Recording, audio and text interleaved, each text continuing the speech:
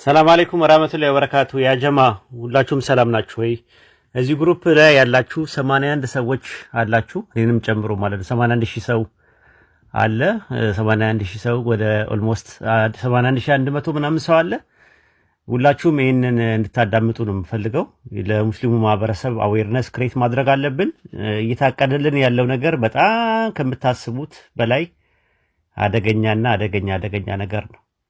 አይ ቲንክ አምባሳደር ሐሰን ታጁ የሚባለው ሰው ከማህበረ ቅዱሳን ጋር ወይም ከኦርቶዶክስና ከፕሮቴስታንትም ጋር እየተናበበ እየሰራ ነው ያለው በአሁን ሰዓት ማለት ነው። አይ ቲንክ አዲስ ምርጫ ብለው መጅሊሱን ተቆጣጥረው ከዛ በኋላ የንጽጽር ዳዋዎችም ምንም ነገር ያሉ እንቅስቃሴዎች አሁን ያሉ እንቅስቃሴዎችን ለማስቆም ነው ከኦርቶዶክስ ጋር ተናበው ነው እየሰሩ ያሉት ኢንሻአላህ። ስለዚህ ያለው አማራጭ ምንድነው?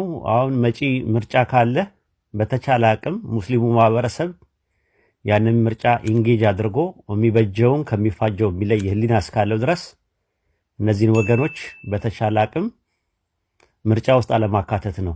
በጣም አደጋ አለው ለኢትዮጵያ። በኋላ ላይ ዋጋ ያስከፍለናል ኢንሻአላህ። ወላሂ ዋጋ የሚያስከፍለን ነገር ነው። በታሪክም አላህ ዘንድ እንጠየቅበታለን። ዳዋውን ያስመቱታል። ሄዶ ሙስሊም ያልሆኑ ሰዎችን ወደ ኢስላም መጣራት የሚባል ነገር እነሱ ጋር የለም። እነሱ የሚፈልጉት ምንድነው? ሽሩሩ እያሉ ታቦት እየሸኙ ታቦታችን ገባ እያሉ በዓል ሲደርስ እየሄዱ አብሮ በዓል ማክበር የመሳሰሉ ሽርኪያት ቢድዓ የመሳሰሉ ነገሮች ላይ አብሮ መዘፈቅ ነው አላማቸውም ይላማቸው። ይህን አንግበው ነው የተነሱት።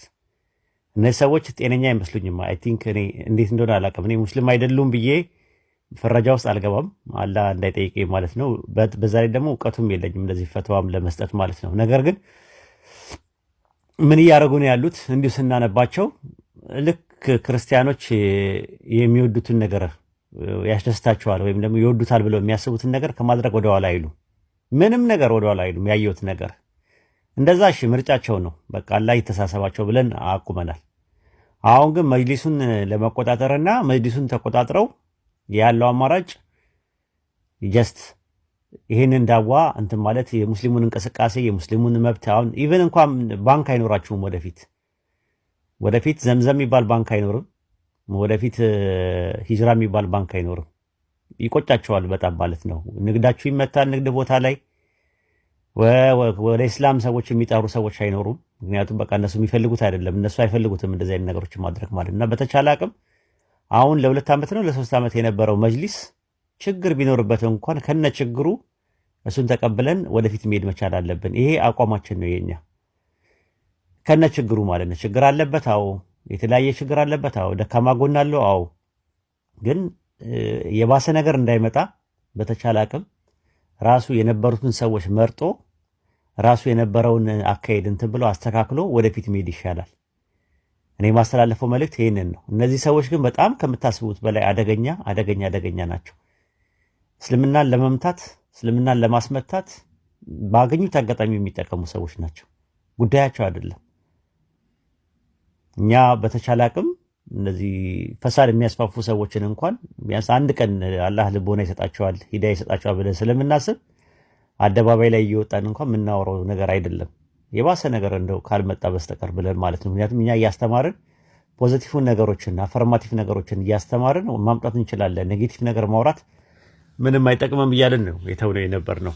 የፈሳዳቸው ብናቸው የሚያደርጉትን ነገር ተዉት እና ለማንኛውም ያለው አማራጭ ሁሉም ሰው አዌርነስ ክሬት አድርጎ በዙሪያ ያለውን ቤተሰቡን ዘመድ አዝማዱ ምናምን ነገር ይህንን የምርጫውን ጉዳይ ላይ ሊታሰብበት ይገባል ማለት ነው። ኢንሻአላህ አስቡበት ሁላችሁም ማለት ነው። ፈሳድ ከሚያሰራጨው ሙፍሲዲን ከሆኑ ሰዎች ሙብተዲ ከሆኑ ሰዎች ተላቃችሁ ኡማውን እንደ ኡማን ማስቀጠል የምትችሉት በማስተማር ነው፣ በመማርና በማስተማር። እንዳትማሩም እንዳታስተምሩም የሚከለክላችሁ ሰው ከመጣ ግን አደጋ አለው፣ ወላሂ አደጋ አለው። ታለቅሳላችሁ፣ እናለቅሳለን፣ አብረን እናነባለን። ወደፊት ጊዜው አሁን ነው። ኢንሻአላህ አላህ እድሉን ሰጥቶናል። ሰበቡን እናድርስ ኢንሻአላህ። ይህንን መልእክት ለሁሉም እናሰራጭ ማለት ነው። ወሰላሙ አለይኩም ወራህመቱላሂ ወበረካቱሁ።